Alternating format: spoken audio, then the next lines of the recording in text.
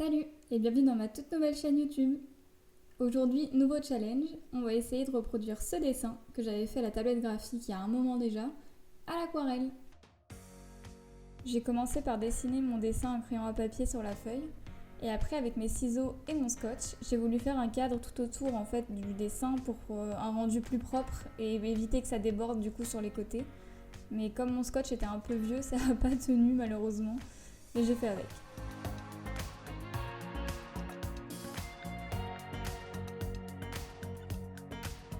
J'ai d'abord pris le plus gros pinceau que j'avais chez moi pour m'attaquer au fond et j'ai humidifié toute la partie du fond de mon dessin que je voulais colorier en premier. J'adore vraiment cette partie mais c'était un peu angoissant quand je me suis attaquée aux petits détails de la sirène parce que je voulais pas déborder par-dessus. Et en fait humidifier ça servira à étaler toute la peinture sans que ça aille dans les endroits où je veux pas, donc c'est pour ça que j'essayais de pas trop mouiller l'intérieur de mon dessin. Mais c'était assez compliqué, surtout que j'avais un gros pinceau et que comme le papier était assez grand, quand je faisais le haut, en bas ça séchait assez vite et quand je faisais le bas, en haut ça séchait assez vite aussi. Donc c'était un peu difficile de devoir tout gérer en même temps. Heureusement, après ça, on s'est attaqué à ma partie préférée, la couleur. Du coup, j'ai pu enfin commencer le fond. Donc moi, je voulais quelque chose d'assez rose, violet en dégradé. Donc on mélange les couleurs sur le côté et puis on étale, on fait des tests et après il y a tout qui s'étale dans l'eau assez naturellement, donc en fonction du rendu qu'on veut rendre, on ajuste avec des petits pigments de couleur et on voit ce que ça donne.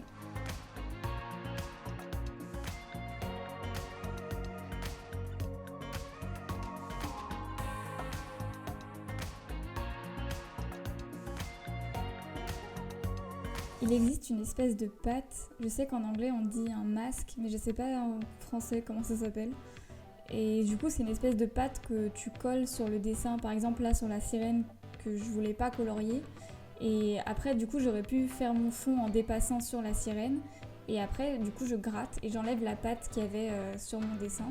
Et du coup mon dessin il est nickel dessous. Malheureusement j'avais pas ça sous le bras donc j'ai fait sans, mais c'est pas grave.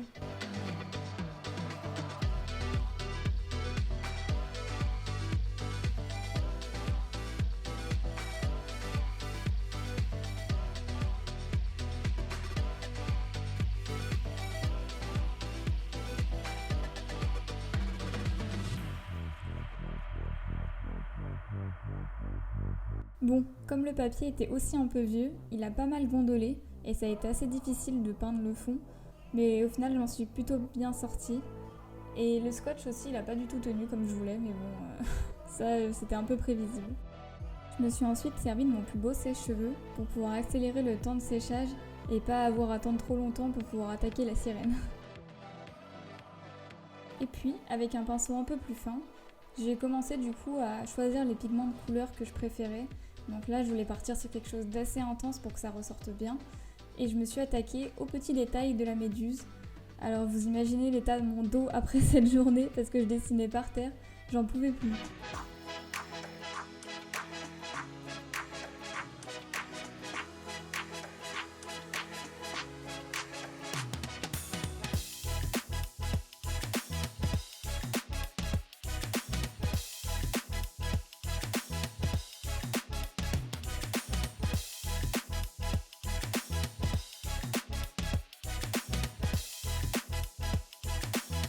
Il faut savoir que c'était pas la première fois que j'utilisais de l'aquarelle, j'en avais déjà utilisé au mois d'octobre dernier pour le challenge Inktober, mais j'avais que fait en noir et blanc. Donc là c'était un peu un challenge pour moi de le faire en couleur. Et du coup j'ai un peu gardé mes vieux réflexes de dessin graphique on va dire, parce que par exemple pour la peau j'avais fait directement la couleur à plat et j'ai fait les ombres après, alors qu'avec l'aquarelle en fait on peut jouer avec l'eau qu'il y a dans la peinture et puis faire les ombres directement en fait. Et vu que moi j'ai un peu gardé mes habitudes de tablette graphique on va dire, j'ai pas du tout capté ça sur le moment, mais là au montage je me rends bien compte que c'est vraiment dans cet ordre là que j'avais fait ça.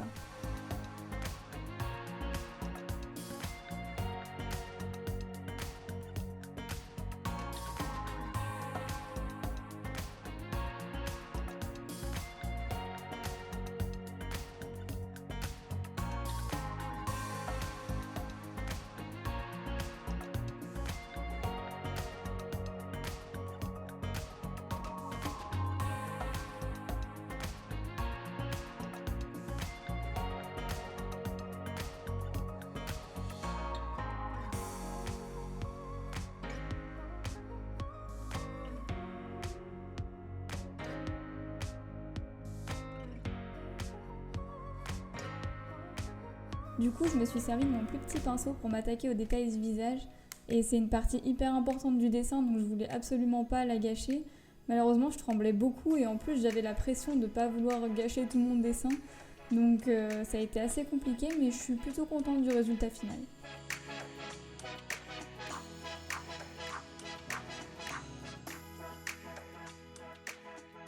L'étape suivante, ça a été de faire les ombres de mon dessin. Et même à la tablette graphique, c'est quelque chose que j'adore faire parce que ça donne du relief au dessin et ça le met en valeur et j'adore ça.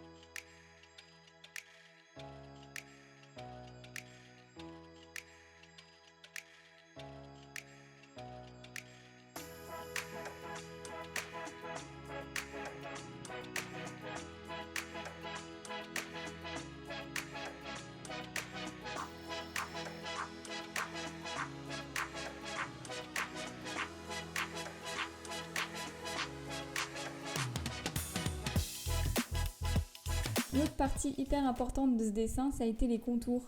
Là, c'était pareil, il fallait vraiment se concentrer parce que je voulais pas déborder. Malgré quelques traits que je trouve un peu grossiers, le résultat il me va et je trouve que ça fait bien ressortir le dessin comme je voulais, donc je suis contente.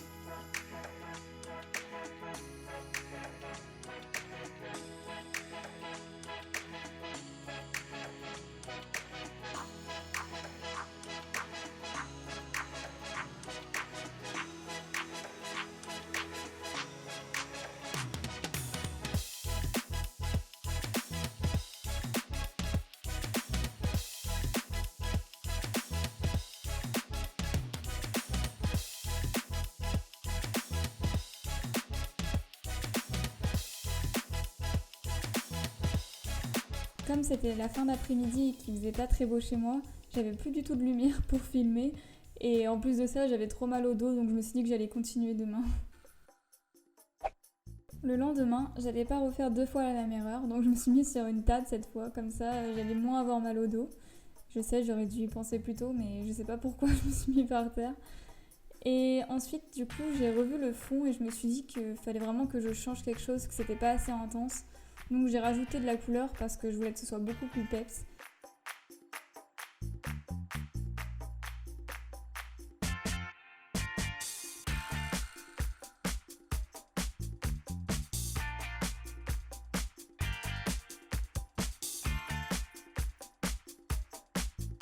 J'ai ensuite repris là où je m'étais arrêtée dans les contours de mon dessin. Et c'est vraiment quelque chose que j'adore regarder ou faire, je trouve ça trop satisfaisant.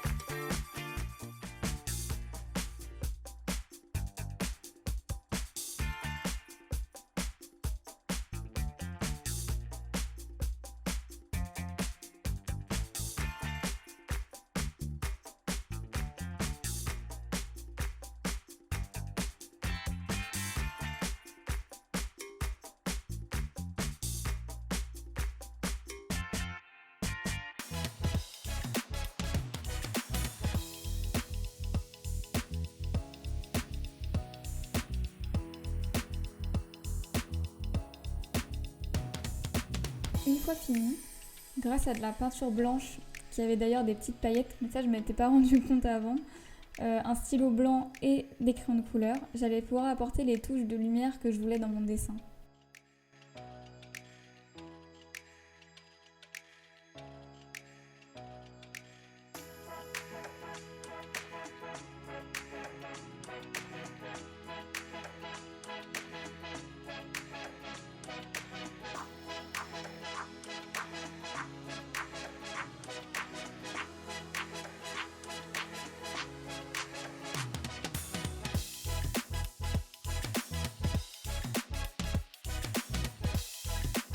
L'étape finale, ça aura été d'enlever le scotch qui a bien évidemment pas tenu puisque tout a débordé dessous.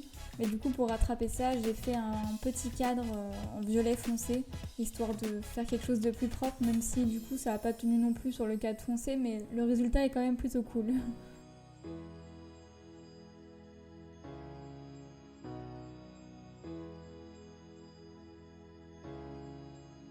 Du coup, on se retrouve bientôt pour des nouvelles vidéos, que ce soit à l'aquarelle ou pas forcément d'ailleurs, il y aura peut-être des surprises. Et puis voilà, je vous dis à bientôt. Bye!